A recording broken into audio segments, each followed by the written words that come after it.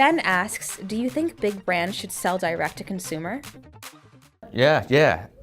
Well, I think yes. I think Amazon is going to be a player where they're basically selling directly to consumer. AKA with their private labels, or you mean when they're selling Pepsi through Amazon?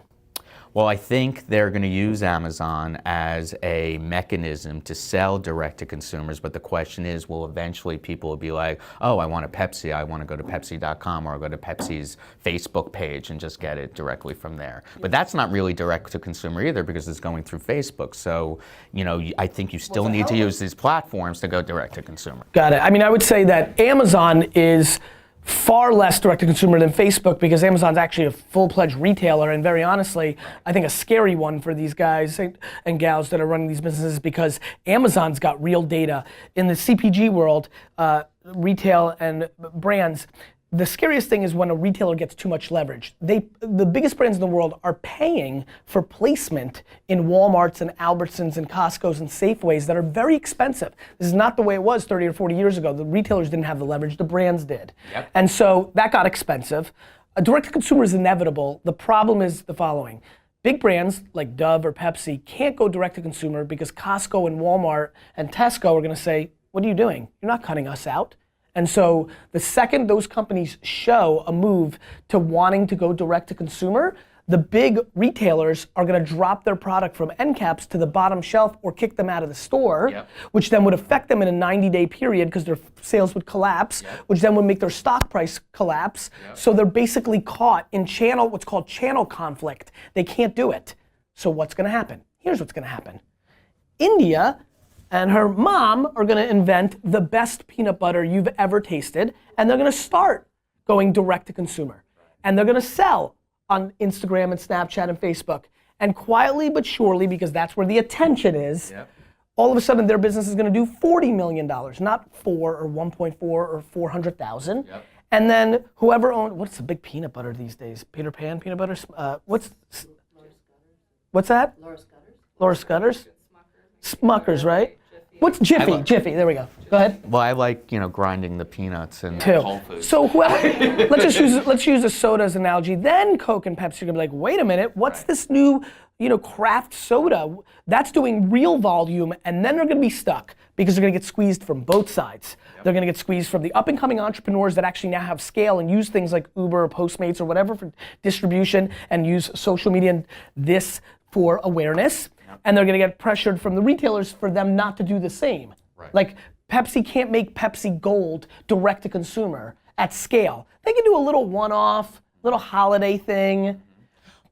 Tough. Starbucks is an interesting example because I just went to Seattle and I just saw their new kind of innovative space.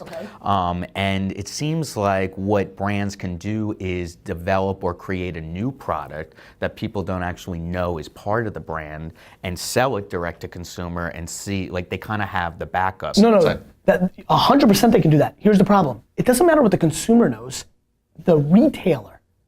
See, the thing that most people don't get is that the #1 competitor to the biggest brands in the world are their retail partners. So they can't, again, at the highest levels on a board at Walmart, they'll say, look what Coke just did today. They created Schmoke or Shboga Boca. And they're selling it. They're selling it, and if it gets big, that's a problem for us because it's gonna build the cadence and the ability and the data to remarket to those people, and they're gonna cut us out. Well, what do you think about the future of the store?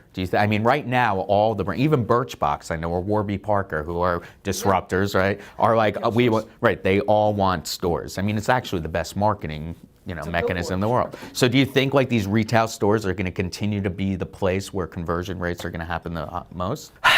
No, I think if you look at e-com, it chips away every year. 11% of the market, 13% of the market, 16% of the market. So e-com will continue to grow, especially with this. Especially our impatience, I want it right now.